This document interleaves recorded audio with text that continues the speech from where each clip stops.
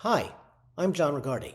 I'm a writer for Los Angeles Magazine and its website, lamag.com. And I'm here to talk to you today about a new story that just posted on the website. It's called LA 101. This is a big picture look at city government and how Los Angeles functions and why it operates the way it does. Now, I know this may sound like dry stuff, but go with me here, because there are some real, very important things about how we function in our civic culture of Los Angeles, as well as some real oddities about the way our local government works. And this is not some long, dry, bland piece. Instead, what I've done is I've taken the explainer route. I've really gone with some quick, fun question and answer type approaches that really seeks to put everything in easy to grasp and even entertaining terms. Some really smart people spoke with me for LA 101, and as usual, I learned a lot as I was writing this story.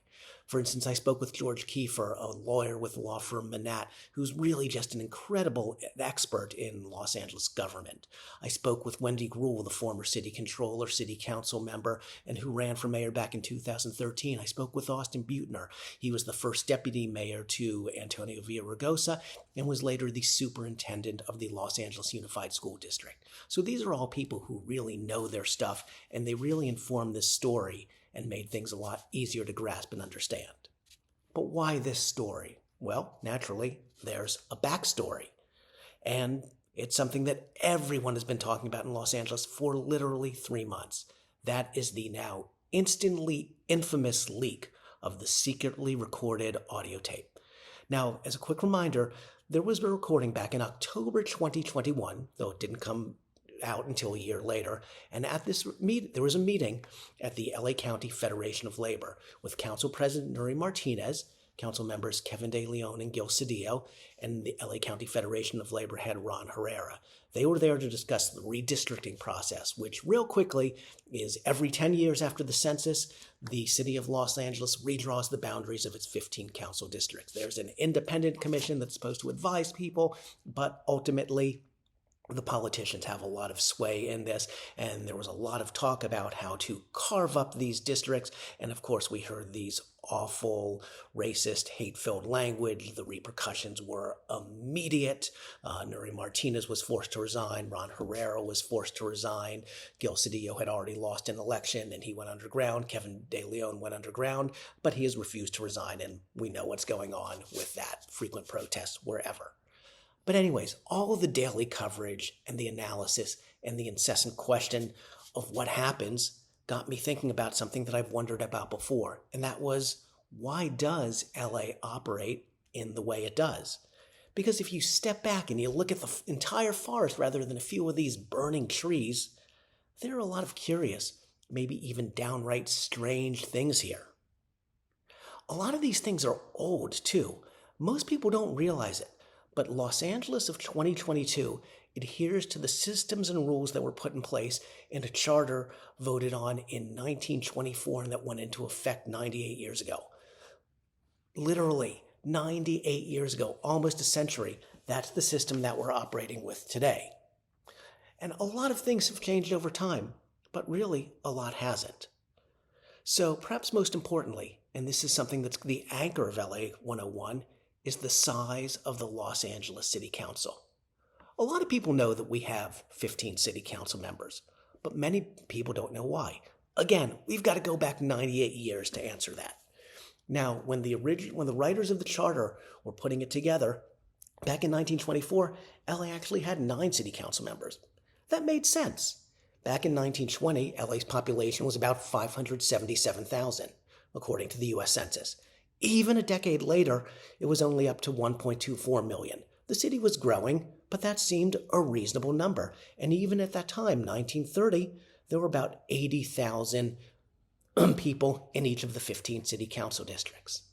Now, LA obviously has expanded hugely, but not the city council. I mean, is anything in Los Angeles like it was 98 years ago? Not the traffic, not the skyline, not the economy, not the sports teams, not the price of homes or how we entertain ourselves, but the city council, 15 members, is exactly the same as it was when the charter went into effect way back when. What does this mean? there are actually 260,000 people per council district. Now, what does that mean? This means that if you took any single council district and you made it its own city, it would be one of the 100 biggest cities in the United States. All the 15 council districts, they have more people than all the residents of Baton Rouge, Louisiana, all the residents of Richmond, Virginia, Spokane, Washington, Boise, Idaho. You go down the line, LA council districts are massive. Now you may ask yourself, what does this have to do with Mayor Pete Buttigieg?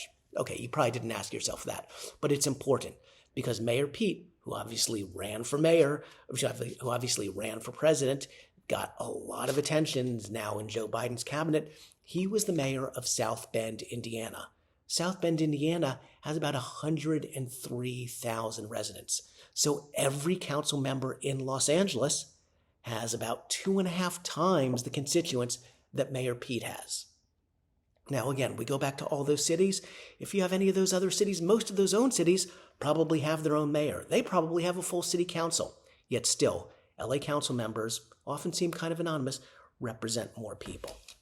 Now, this has led to a whole flotilla of issues because council members are really important. And kind of the biggest change is, the biggest question is, well, if they're so powerful, and if, as we referred to before, the redistricting process from a couple years ago was kind of messy, why didn't we just change it? Well, turns out it's not so easy. Growing the size of the council or changing the redistricting process would require actually changing the city charter. And that's not easy to do. You literally have to get people to vote on it. And it turns out that's not very easy. There have actually been more than 6 attempts to expand the city charter, usually to give the mayor more power. They all failed until 1999. That was when there was a big charter reform effort. And not to get too into the weeds, but there were actually 2 different charter reform panels, an elected one and appointed one. They came together. They had a bunch of recommendations, but they did ultimately put together a big proposal to alter the charter, and it was approved by voters. It gave the mayor more power, Richard Riordan at the time. It essentially got the neighborhood council system going, so that was all good, right? But what was also in there? There were actually not one, but 2 related efforts, separate measures, to expand the size of the Los Angeles City Council. So voters in 1999 voted on charter reform, which they approved, but they rejected an effort to grow the city council to from 15 to 21 members. They also rejected another measure to grow the council from 15 to 25 members. So the city council stayed the same size. Why? Well, it's actually not that hard if you think about it, because those in opposition started putting out the message of, hey, do you actually want more politicians? Do you want more government? Do you want to be paying city council salaries to 15 people, not just 15 people, but 25 people, or more than that if the council was to grow even bigger? And people said no. Now, there are efforts now to expand the city council, to alter redistricting, but it is all going to take charter reform. Things could happen. The leaked audio tape has created a lot of momentum, but still, this may not be as easy as a lot of people think. These are some of the things that I get into in LA 101. So I really hope that you will take the time to read the story. Again, it's at lamag.com, and please let us know what you think. Thanks a lot. I'm John Rigardi with Los Angeles Magazine and lamag.com.